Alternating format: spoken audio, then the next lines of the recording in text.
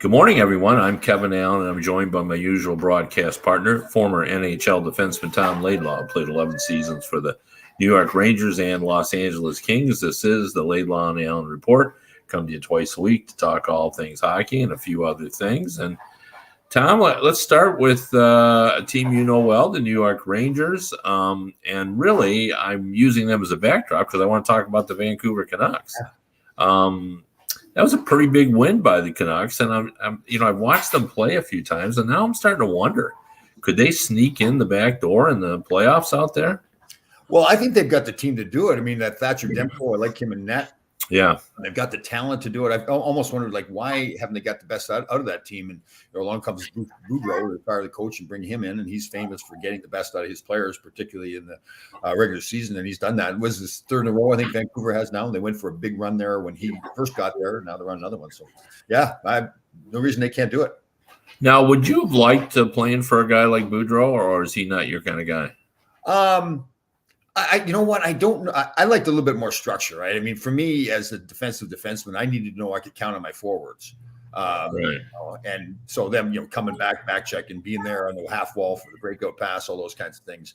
That doesn't mean he isn't like that. I don't see that in him. I just see more of a guy that just is, a little bit more free and trying to get the best out of his players offensively. But you know what? As far as fun going to the rink and loving the game, he's certainly there. So that part would be fantastic. Yeah, that's a good question though. He's like some of my best coaches, obviously, but Herbie. I mean, it was discipline, right? He let you play with inside the system, but he definitely had a system. Robbie Ftorek was the same way, and I got along great with him. So, yeah. Yeah, I think Boudreau is more of a motivator than an X's and O's guy. Saying all that, though, he's not he does get mad at his players, although I tend to think players have always just kind of almost chuckled at it. Just because, I've always described it as playing for your grandfather. Right. Yeah, your grandfather really doesn't get mad at you. He may try to get mad, but he can't. Right. Yeah, exactly. So, but that's interesting. I mean, the talent level has been there. We've talked about that. You and I were bullish on this team coming in. Yep. And then they were kind of a disappointment. Yeah. And now I don't know why there's discussion about trading JT Miller. To me, this is like Ryan O'Reilly all over again, or Sam Reinhart, or Jacob Chikrin.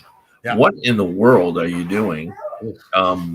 Thinking you should trade him, and maybe they're not. Maybe that's just sort of initially they were looking at their options, but maybe Jim Rutherford has already decided. Well, I'm not going to trade. Yeah. It may be the cap issue because they're up against the cap, right? So they do have to for sure they are, but. I look at that team and I see other players that would rather, lose than JT Miller. I think JT Miller can do a lot of things for you. I like him a lot as a player. He's matured. He's a physical guy. He competes. He's got offensive skill. Yeah, it looks like he's turned into a leader there now too. So, I mean, I know that especially Susan here wants, it keeps coming up about coming back to the Rangers. Well, there's been rumors of that as well. The one thing the Rangers supposedly, you put that as a B instead of a D. The reason why they like him is he has a year left too, as well. So, and I think he would fit really well on that team. But again, I'm not absolutely sure they're going to trade him. And Jim Rutherford's a good trader, but he knows the value of his players. So, he's not going to be inexpensive. Yeah. So what are they right now? They play 2 fewer games in Dallas. What are we looking at here? Oh no, I'm trying to look at the wild card spot here. So they're Dallas is in the wild card.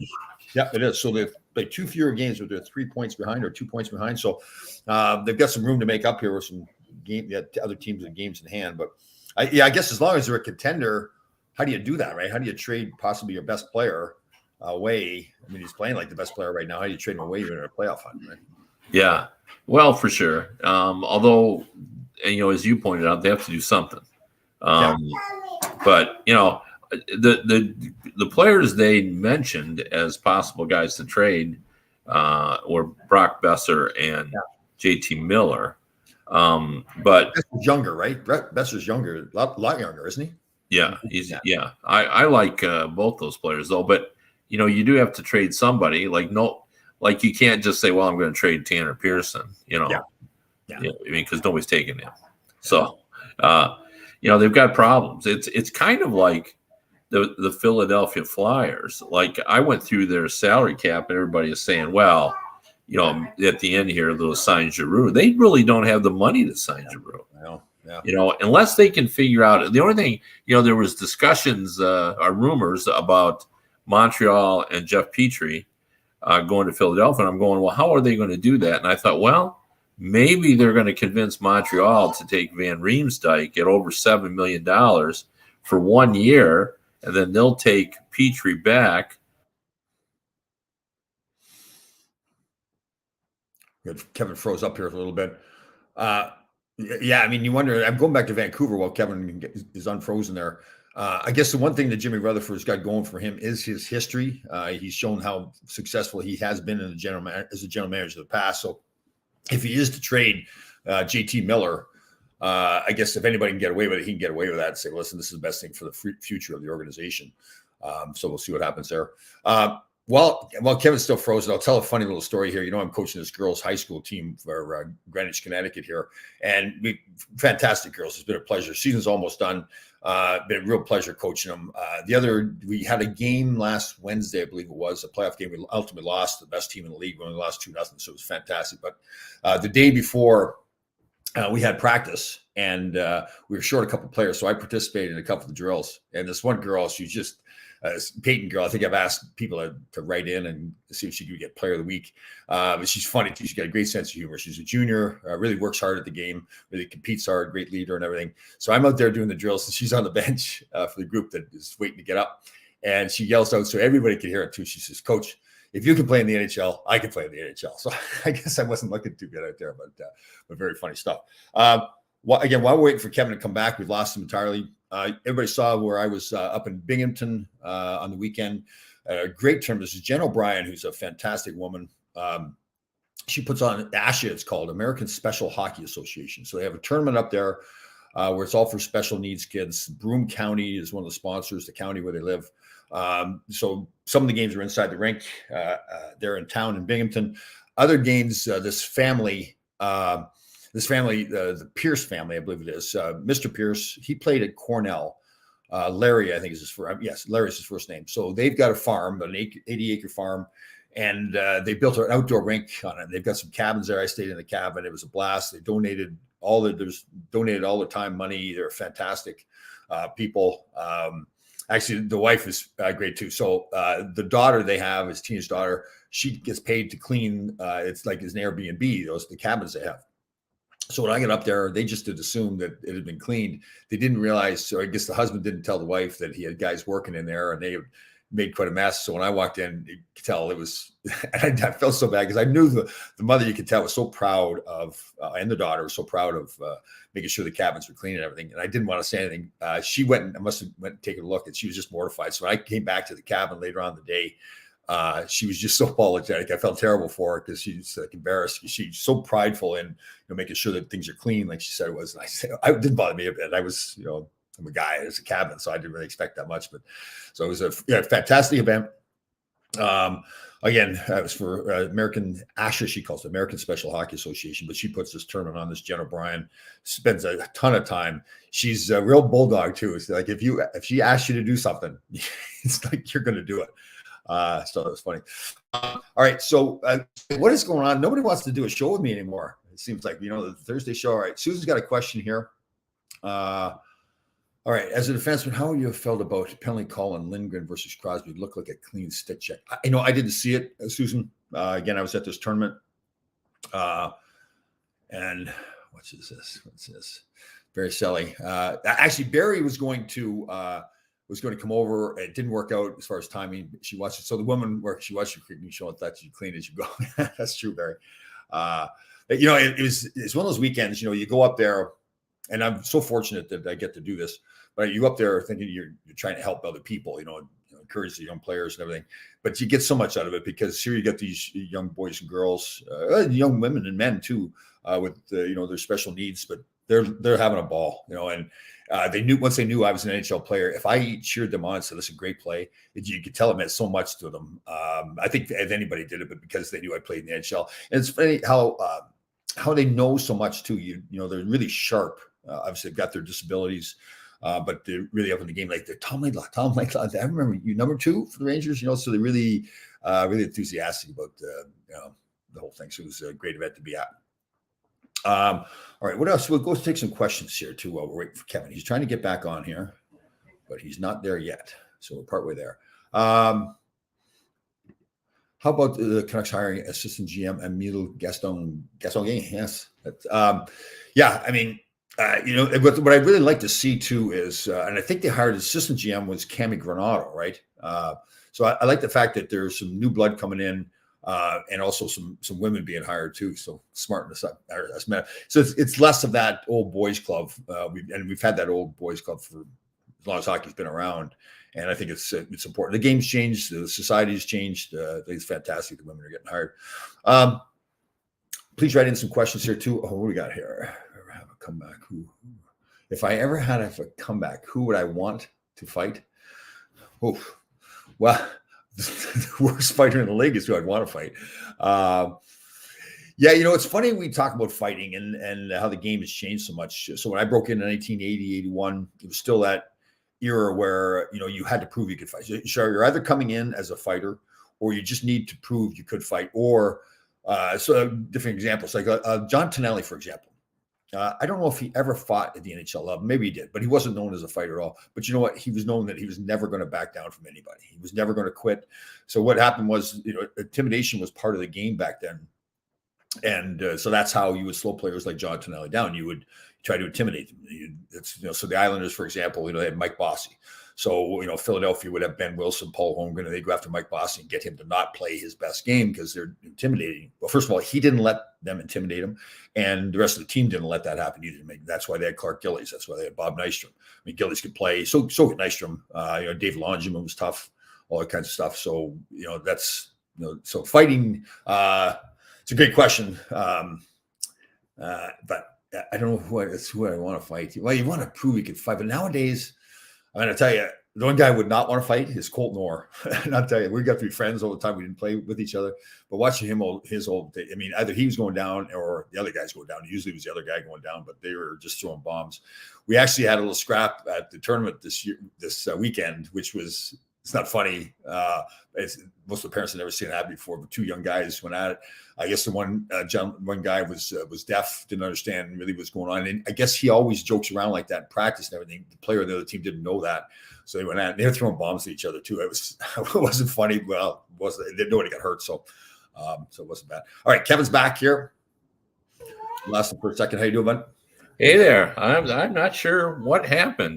My computer just crashed. I thought at first that the web had gone out, but the web was up. So I'm not sure. My computer just said, no, we're out of here. Well, I've had a string of, but nobody wants to go on shows with me. So on Thursday we do the show with the 3 guys, Patrick, Melnick, and Greshner. So Gresh told me he couldn't do it for whatever reason. And James Patrick is on the road with his team. Larry Melnick just flat out didn't show up. So I had to do the show by myself for an hour. So it was actually kind of cool. I just asked you. You did the Rangers team show solo? Yeah, for an hour. Yeah, it was great. Everybody wrote in. It was actually more like a town hall thing where people wrote in a lot of questions. What did you just rip yourself? If you didn't have anybody to rip, no, I ripped people that weren't around. I gave it to Larry Melnick when he wasn't there. Right? Oh, okay. Oh, yeah, that makes sense. Yeah. I forgot what we were talking about. The Canucks. Yeah, we were talking about Canucks. Well, yes, we were, because when you froze up initially, I said the one thing that Vancouver's got going for him, if Jim Rutherford, well, ultimately he's the president, so technically he's not making the decision, but right. I'm sure he's behind it. What they've got going for him is Jim Rutherford, right? Because if they do decide to trade JT Miller, they can always say, well, it's Jim Rutherford, he knows what he's doing. So it looks like a strange move. No, that is very true when there's the trust. I mean, in Detroit, we have that now with Steve Yzerman. I mean, everybody just thinks, and rightfully so, he's made a bunch of great decisions right in a row. So whatever he wants to do, everybody just says, well, he must know what he's doing. And speaking of Detroit, I watched a fantastic video on YouTube about the process of getting that cider when they going back to the draft, even where everybody was like so surprised. I didn't realize how people were surprised that they took him at that spot. There were some right players, and people were criticizing Steve Yzerman. And I've watched, like you mentioned to me, and I've watched some other videos about him now. Wow, he's a good player, like all around. He's a real good player. I have really been trumpeting like how good he is, and the point I always make is, usually to pile up points, a younger player in particular has to take chances, and he doesn't do that, and he still piles up points. Like, he's very responsible defensively. He's tough. Yeah. He blocks shots. He's got 100 block shots. He's a rookie. He's their number one defenseman. He's got a lot of points. He's got more assists than any other rookie, and he's blocked 100 shots. And he had this moment where how Crosby likes to get under people's skin a little bit and get in front of the net. He just gave it right back to him. Like, I saw the video. That was good. Yeah, like fans in Detroit, they're just in love with this kid, and he's the guy on the power play. He handles it all. So. And isn't Cromwell, the former Red Wing defenseman, is Cromwell coaching? He's coaching him too, right? Is he coaching the team or helping coach? No, he is he's now in the player development. They moved. Now I'm going to draw Horkoff. Horkoff has become assistant general manager, and he was the director of player development. He does a really nice job, and they hated to lose him in that role, but now Cromwell is handling all the players over in Europe. So he comes and visits. I saw they have this young prospect named Wallander, and he said, when Cromwell comes to see you, it's a real big deal. Yeah. He said, he's been here 4 or 5 times, and we always. Really interesting subject, right? So Ovechkin came out the other day, and he's apparently very good friends with Putin, and obviously we know all the stuff that's going on with Russia and Ukraine, and Ovechkin he's in a tough spot, obviously. So I guess he was asked about the whole situation, and he kind of pleaded for peace. I think is that a pretty accurate way to say it? Or then Hasek called him, a chicken, a wimp. He called him a wimp, essentially. Right. Yeah. And Hasek even went to say that the Russian players should be allowed to play in the National Hockey League. That's just not going to happen. But I thought Gretzky came out strong too. I mean. Right. Was it more the World Juniors, wasn't it? Or he wants the Russian team. He says that they ought to pull him from that. I think there's going to be more of that. I mean, obviously, Jari Kurri has pulled his team out of the KHL in Finland. And to be honest with you, this could get very complicated. We're not a lot of European countries are not allowing flights to go to Russia. I'm pretty sure the U.S. is going to do that. How are these Russian players going to get home? Are they going to have to fly through China? Yeah, I know. And to Brian Duffy's point there, I thought some teams porting the KHL. Obviously, we touched on that. Would any talent come back to the NHL prior to the deadline? Now, again, I'm pretty sure the rules on that is if a player does, obviously he'd have to be in the organization, have a contract, or maybe not a contract, just belong to a certain organization in the NHL. But for him to come back from Russia, any player would have to go through waivers first. So I think he would for sure. But I don't know. Why, I don't think they'd allow them to come over. I don't think they'd get a work visa. Yeah, that's true. That's true. I mean, I just can't imagine that they would allow a Russian player to come over here. But what if it's a player that is a North American player or European player playing in Russia, but is drafted by an NHL team? And but he's under contract, and they honor those contracts. They don't just do willy-nilly. So that's right. To the NHL and the KHL honor both sides contracts, right? Yeah. So I don't know. I don't think that's really going to be an option. I'm just thinking, what are these players going to do, after the season? I mean, obviously, the team in Finland, those players will just, come home. But it is interesting, just in case you're a little rusty on your geography. Finland borders Russia. Yeah. That's right. So and they always they have a military presence on their borders, on the Russian border. So, this is really, really complicated for the people who, like hockey players who are just trying to live their lives, because, they're going to get asked about this.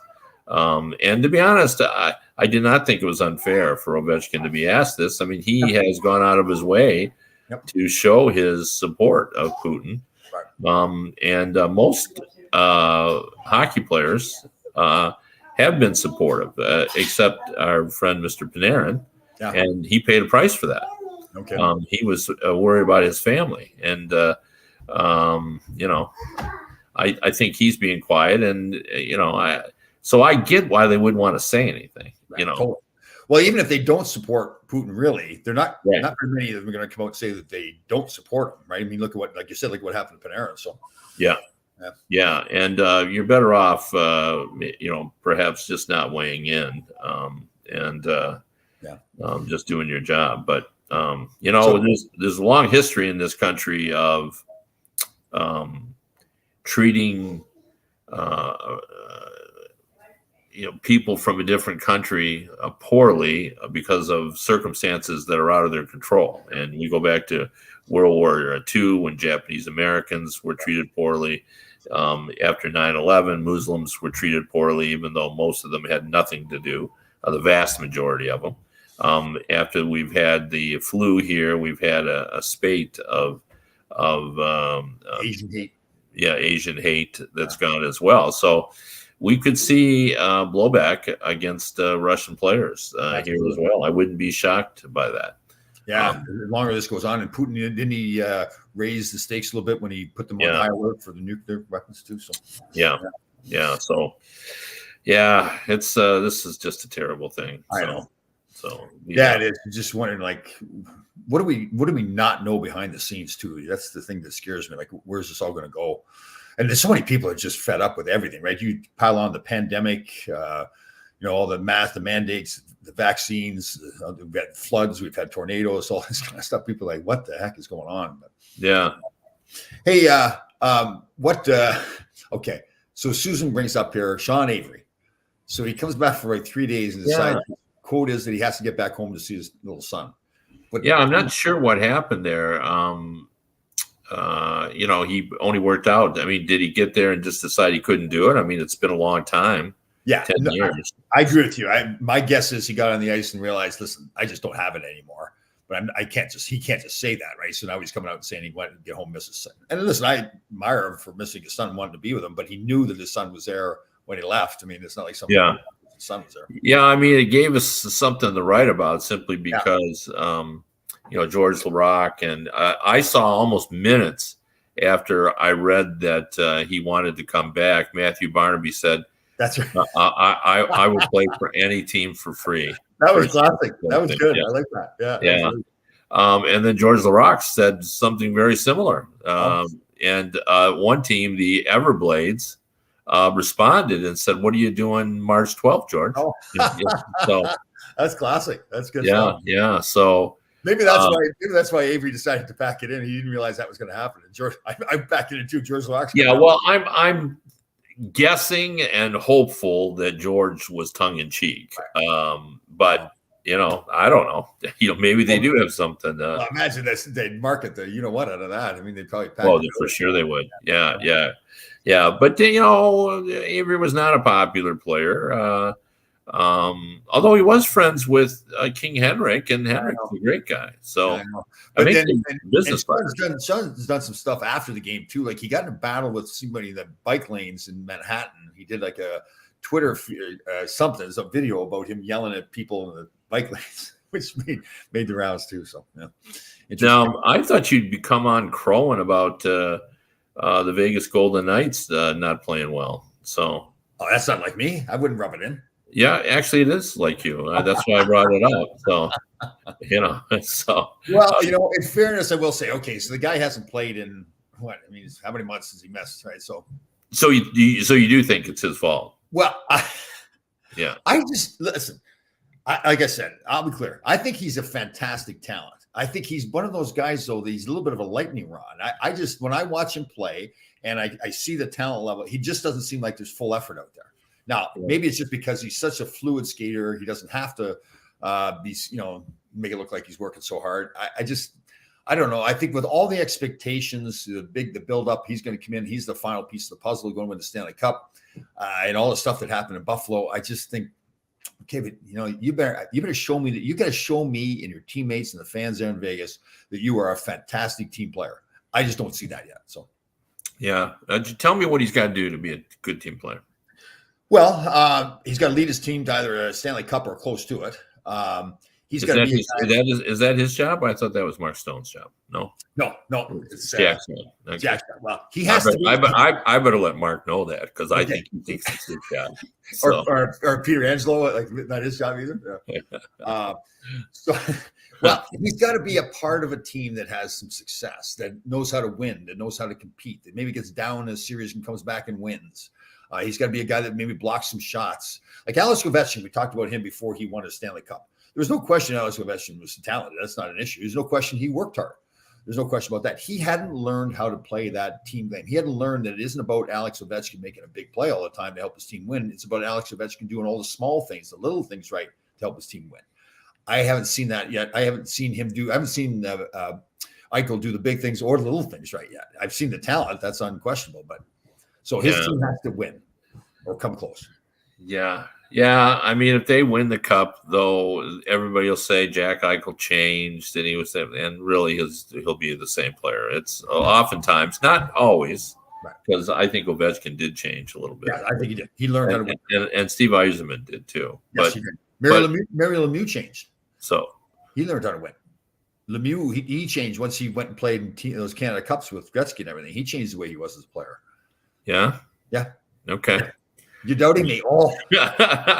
You don't think he changed? Well, you played in the NHL. I didn't. So if you tell me he's a different player, he is. Or did he get a year older? A little bit older. Well, that's part of it. There's no question. Yeah. So, I agree with you, though. I think, going and playing with players, I mean, I do see the value in that. I don't. But I think there is a natural evolution that comes with the players. You get a little older. I mean, it's no different than in any profession. Yes, you start out as a lawyer after 5 years, you're a little better lawyer than you were when you first started. When you're a journalist, you're a little better journalist than you were in 5 years. And, you learn about it. You're more savvy. You figure it out. That's it in any profession. But, we like to say, well, they changed. So that's why they won the cup when, they just didn't win the cup until they did win the cup. So. Right. And they learned how to. So they ultimately do change, but that changes the evolution, the natural evolution, right? Well, I mean, it's always a combination. It just depends who the player is. Like, I mean, you and I both agree that Ovechkin was a different player when they won that cup.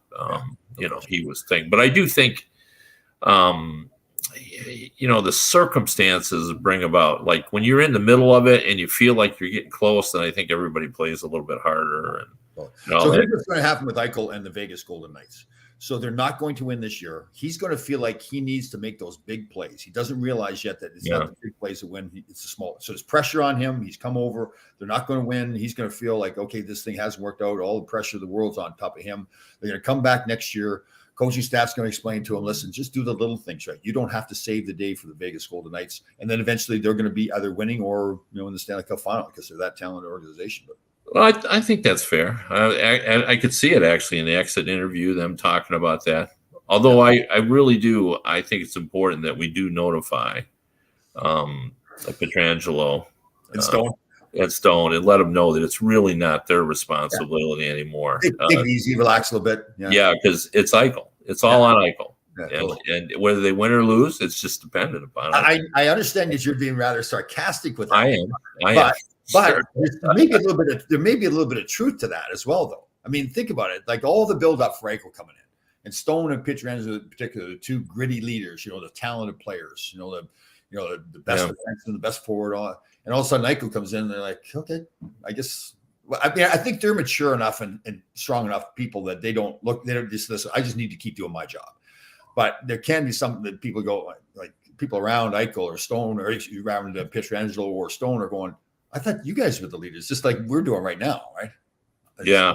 I don't know. I mean, I don't see those two like that, but we think we know them, but we're not there. Yeah, I mean, and you make this point sometimes, and I think sometimes it is true where you do start to wait on other people to do the job because, for whatever reason, either you've seen them do it before, or the expectations for them doing it is strong, or so part of having a successful team, like I've used the example before of myself and Barry Beck. So part of having a successful team that people know what their roles are. So when Barry Beck was in the lineup, I had a different role than when Barry Beck was out of the lineup. Yeah, I had more responsibility. it's not necessarily a bad thing by anybody. It's just an understanding that, when Barry's there, I'm not going to get on the power play. I'm not going to be maybe on the number one penalty killing unit. Barry's gone, I get more opportunities. Yeah, I mean, that's, and this gives me a segue to talk about the trade deadline that's coming up. I mean, I've just talked with the GM, and he said, a lot of times the trade deadline is you want to make your whole unit better by dropping someone in. In other words, if your second pairing guy isn't strong enough, and you could bring in someone who is strong enough to play that second pairing, and then that second pairing guy who is above the third pairing guy, he's better than that. Now all of a sudden he's your third pairing. He said all of a sudden your defense is a lot stronger, and he said that's what he's seeing with the teams that are looking at. They're all trying to get that guy to slot in and move everyone down, and then all of a sudden everybody's where they should be instead of somebody being, it's a stretch for them to play there. So what if you've got, and I hear you, I guess, I go back to that thing. What if, like the Rangers, for example, Keandre Miller is playing better and better all the time, and he's paired with Trouba. You got Lindgren and the defending Norris Trophy winner in Fox. So that's pretty four. Yeah, but nobody's talking about upsetting the first pairing. So, but in that case, then though, you're not looking for a top four defenseman. You're looking for a depth. No. I'm just talking. That was just an example. Yeah, I agree. But if you bring in Sherratt and you put him on the third pairing, wow, Then you get depth too, right? You get some depth there. Yeah. Now I don't know. I mean, unless you think the love of Nemeth is so strong that it would disrupt the chemistry. Yeah, I don't see that. And again, one of the things too is part of the reason you're getting these extra defensemen is always injuries, right? And you start making correct. Yeah. Defensemen, so yeah. And Lafreniere's playing better up front. So the question is, like, he's on the top line with Kreider and Zibanejad. Do you upset that? I still listen. I believe you now. I do think the Rangers will be doing things. If they didn't do anything, I would not be disappointed as a Ranger fan. I would say, okay, they're sitting tight with what. Well, one thing that could happen, and I brought this up. I've talked on the radio. We just think it's a given that Pavelski's going to move and Hurdle's going to move. Well, what if the Sharks re-sign Hurdle and Dallas stays in a playoff position? Yeah. Then all of a sudden Hurdle and Pavelski are gone, and the Flyers aren't trading Giroux to, I can't imagine, to the Rangers. No way. No, they're going to try to move him to the West, I would assume. Yeah. So then, maybe there isn't anybody. If JT Miller isn't going to be traded, and if you're going to get JT Miller, and I know a lot of Ranger fans who have that I read online that want that, you're giving something up pretty significant. You're not giving up a first round pick and getting JT Miller. Yeah, very true.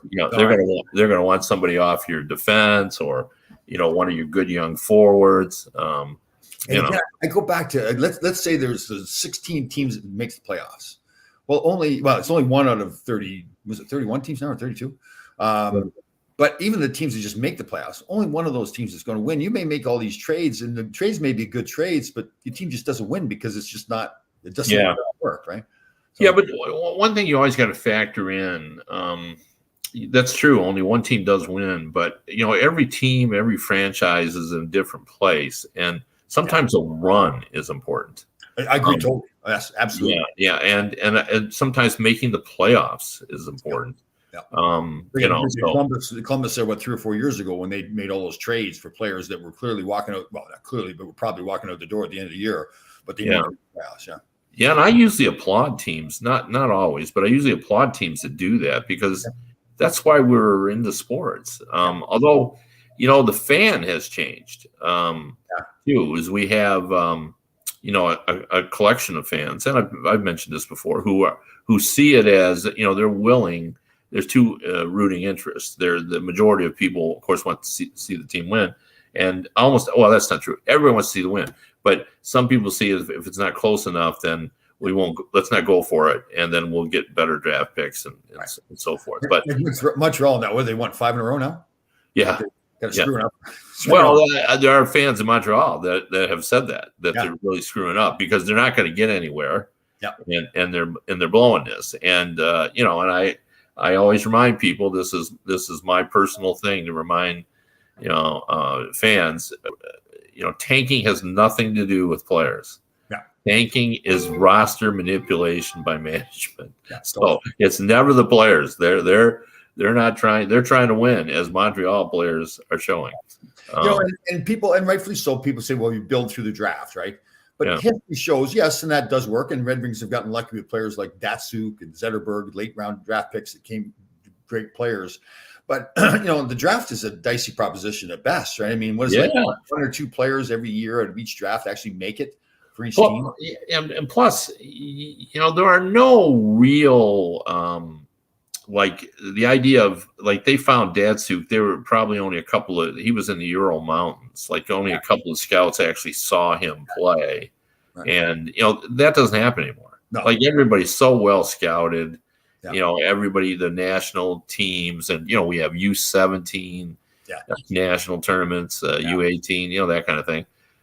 So everybody knows of everybody, and your team may like a guy better, so so there is an advantage there. But and it's hard. I mean, the Edmonton Oilers are a great example of a team that has been bad, has got high picks, but not only do you have to be bad, you got to be bad at the right time. Yeah. Toronto was bad at the right time and got Austin Matthews. Yeah. And Edmonton has, picked early and got a knucklehead. Yeah. Well, speaking of Toronto, what do you think? I heard an interview the other day talking about how bad their defense, well, not bad, that they needed more on defense. Do you agree with that? Yeah, I sure do. Yeah. I just saw them. And of course they gave up 7 goals and 1. Because their offense is great, but they give up too many scoring chances, and we don't know how long Muslin's going to be out, but it sure feels lengthy. That's his second concussion this year too, right? Yeah, I don't even. Yeah, and they haven't even really said what's wrong with him, but that's the guess. So this could be, who knows what's going to happen there, and now they've got a little cap room because he can go on long-term IR. Because it looks like it'll be more than 10 games. So, and the talk also was then not just about the defense, but the goaltending, which started off the season very good, is not very good right now. No, it is not. I mean, Campbell, his numbers are still decent, but over the last since the beginning of January, I would guess his save percentage is down around 9 or maybe under. I haven't really looked at it, but I've watched that team enough to know that he is not on the top of his game. Yeah. Pressure there in Toronto to have those great forwards, right? Spending all that money, and then you don't have the defense or goaltending, so you're not going to win, right? Yeah, and they do have a lot of great forwards. Yeah. Although Tavares has been in a little bit of a slump. Yeah. So. I don't like him, but I've never. I mean, that's almost too much for them, right? I mean, looking back, should they have signed him as a free agent, right? Yeah. No, I mean, there are people who feel that way too, in Toronto as well. Like maybe they went a bridge too far there. Yeah. I like John Tavares, but he's not on your Eichel list, is he? Not quite on the Eichel list because I like him as a competitor. I don't know if maybe the other way around. I like his competitiveness more than Eichel's, but I think I like Eichel's talent more than I like Tavares's. But sorry, I didn't know Barzal got hurt. So he did. I didn't hear he did. I thought he came back in that game. He did not. So he must not have. But even without an injury from him, they're kind of sellers, right? Yeah. Yeah, they are. Clutterbuck, I know Sakic was in looking at them, and people thought that Sakic might be interested in Clutterbuck because they would like to get a guy. That'd be a good guy for Colorado. That's the kind of guy they need, right? That character guy. Yeah, and he's a big hitter, so and you need that for the playoffs. For sure. So I need to be full disclosure. I did disclose this already, but the Sunday cooking show, because of my schedule this weekend, I had to do it on Friday. I didn't want to mislead people, make it look like I had actually done it on Sunday. So I did it on Friday and then posted it on Sunday. So, wow. So I love the ethics. So thank you. I didn't see it on Friday or Sunday. so I usually try to see it, but what did you cook this week? That's funny. I can't remember what I cooked now. I got to go look on. That's terrible. All right, what do we got here? It was tilapia. I baked some tilapia. I put a cheese, Parmesan crusted tilapia, baked it. Oh, and then I made a little salad with cucumbers, tomatoes, mozzarella cheese, onion, garlic. Oh, Yeah, it sounds good.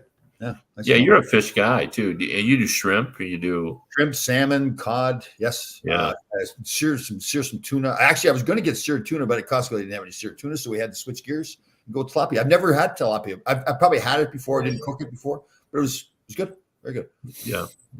Like That's a real kind of a soft tasting fish, So I had a great time this weekend. The people, everybody up there was fantastic. The one funny thing was they're not very health conscious. So the Sunday buffet, breakfast buffet, included donuts, and I'm talking many donuts, pizza, beer, and coffee. That was the Sunday buffet for breakfast about 7:30 in the morning on a Sunday morning. Wow. Well, you hadn't even reached your 15 hours anyway. So by breakfast, right at that time. So, and the woman knows me pretty well. That's Jen O'Brien. She's a tremendous person. She goes, "You're not eating donuts, sorry." No, I'm not eating donuts. And I was going to start lecturing everybody, but I'll leave that alone. Yeah. So, all right. Well, we appreciate everyone for tuning in. I'm sorry about my technical problems, but we'll be back next week. We're moving closer to the trade deadline. We'll see what these big teams are doing. And I think a lot of the contenders, even though they're tight to the cap, are going to figure out some way to make some change, even if it's a small one. I think they feel like you need to try to do something.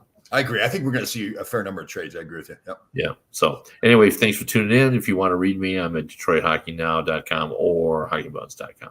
And again, if you want to listen to the radio version of this show, you can go to radio.co at 365 Sports. Again, that's radio.co at 365 Sports. We'll see everybody on Wednesday.